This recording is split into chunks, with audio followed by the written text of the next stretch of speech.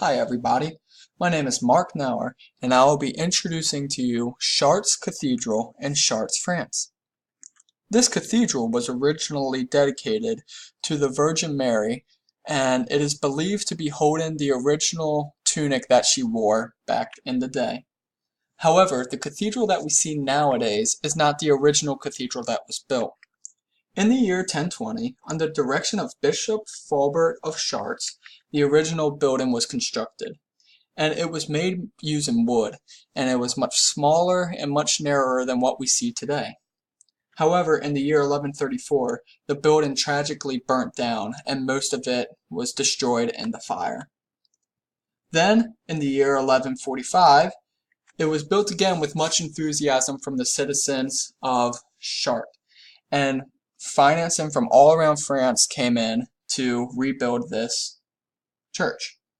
However, in the year 1194, it was burnt down again when lightning struck it, and it was in this fire that many citizens believed that Mary's tunic was destroyed in.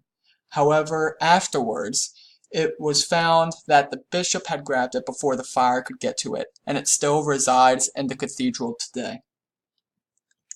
In 1194, the cathedral was rebuilt to the cathedral that we see today. It was an anonymous architect. We do not know his name nor his place of origin, but what we do know is that he had to be a mastermind and a great designer of this great cathedral. It is regarded as the first high Gothic church because it was originally designed with these Gothic styles that we see and know. However, it took high taxes in order to build it, and it led to a revolt of the people, slowing down the construction process.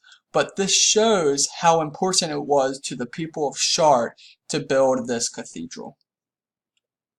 Chartres Cathedral was built using many Gothic-style techniques, one of which is its flying buttresses. These buttresses were able to distribute the massive weight this cathedral has, and it allowed for the builders to build as high as it could possibly can. It is because of these buttresses that we see the height of these Gothic churches. It also incorporated to the three-wall elevation that we see on most Gothic churches. It allows for the larger windows that we will talk about later, and it adds to its vertical height also. Thirdly, inside is the cross-rib vault. This omitted the need of additional support within the church, and it made it feel a lot lighter. The walls didn't have to be as thick, and there wasn't as many pillars inside of the church. This has made it an approachable building and made it look a lot lighter than the churches that we see early on. And lastly, and what it may be most famous for, is the stained glass windows, in particular the Virgin and the Child panel in the back of the choir. All these techniques listed previously could help put these windows in, and because these windows provide no structural support, but it is beautiful and adds to the design of the building. These windows were known as the Bible for the poor because the poor were illiterate, and the only way they could hear about the biblical stories is either by hearing it from the bishop or by looking at these stained glass windows. And so why was I interested in Chartres Cathedral?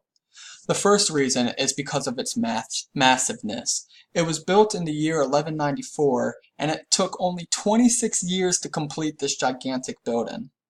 It is a staggering 371 feet tall at its highest point, and I think it is amazing how they could have built this and designed this with the technology that they had. The second reason I found it interesting was the engineering behind it. The flying buttresses provided less alternate support, making it look presentable, making it look not as bulky, though it is a huge building. It just looks light and looks very pleasing to the eye. And lastly is because of its stained glass windows and how beautiful it looks and how detailed that these windows portray. And I think it's also very symbolic of the relationship that God has with us, that when we stand in the middle, the light shining through the windows makes us all colorful because of its stained glass. But it's a symbolic of the light of God shining through us through the depiction of his son. So thank you for listening to what I have to say, and I hope that you enjoyed learning about Chartres Cathedral as much as I did.